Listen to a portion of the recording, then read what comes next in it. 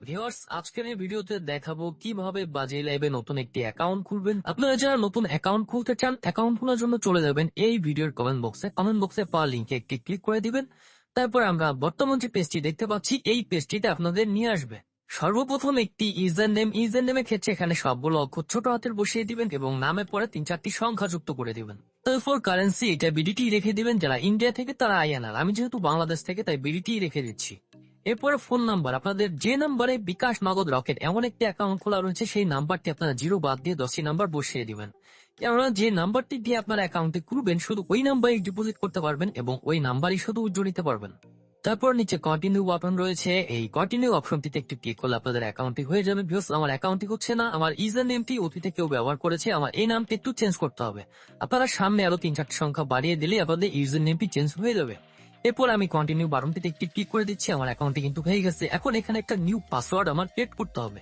প্রথম অক্ষরটি বড় হাতের, সাপোজ বড় হাতে এ, ছোট হাতের বি, 1 2 3 4 5, ঠিক এমন একটি পাসওয়ার্ড আপনারা বসিয়ে দিবেন মিনিমাম 6 থেকে 20 সংখ্যার মধ্যে। তারপর সাইন আপ অপশনটিতে একটি ক্লিক করে দিবেন। ভিউয়ার্স, আমার অ্যাকাউন্টটি কিন্তু হয়ে গেছে। আমরা সেভ বাটনটিতে একটি ক্লিক করে দিব এবং এখানে যতগুলো পেজ আসবে আমরা কিন্তু এরকম ক্রস অপশন পাবো।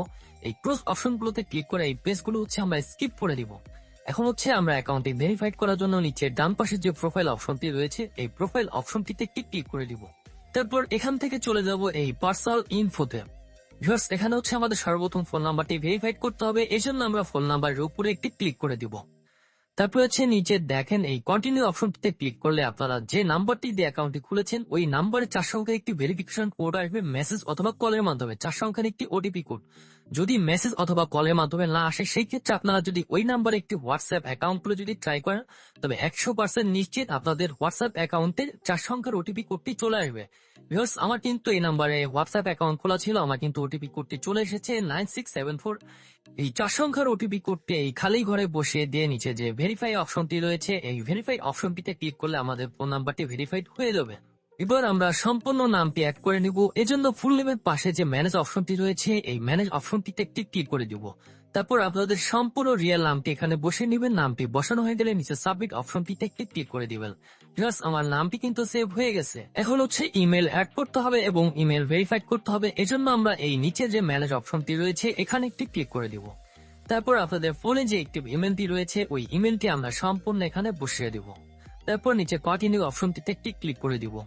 এবার আপনারা যে ইমেলটিতে অ্যাকাউন্ট খুলেছেন ওই ইমেলটিতে 4 সংখ্যার একটি ওটিপি কোড পাঠানো হবে ইমেলের মাধ্যমে। আপনারা ফোনের রিসেট বাটনে ক্লিক করে চলে যাবেন আপনাদের ইমেল অ্যাপে।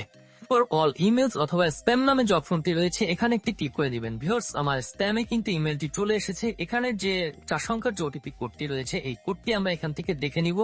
তারপর আবার রিসিভ বাটনে ক্লিক করে আমরা চলে আসবো এই সাইটটিতে। এই খালি ঘরে বসিয়ে দিয়ে নিচে যে ভেরিফাই নামে যে অপশনটি রয়েছে এখানে ক্লিক করলে আমাদের ইমেলটি ভেরিফাইড হয়ে যাবে। তো আশা করছি আপনারা বুঝতে পেরেছেন। শেষ পর্যন্ত যারা ভিডিওটি দেখেছেন অসংখ্য ধন্যবাদ। যদি ভিডিওটি আপনাদের ভালো লাগে থাকে ভিডিও লাইক বাটনটিতে একটি ক্লিক করে দেবেন, চ্যানেলকে সাবস্ক্রাইব করে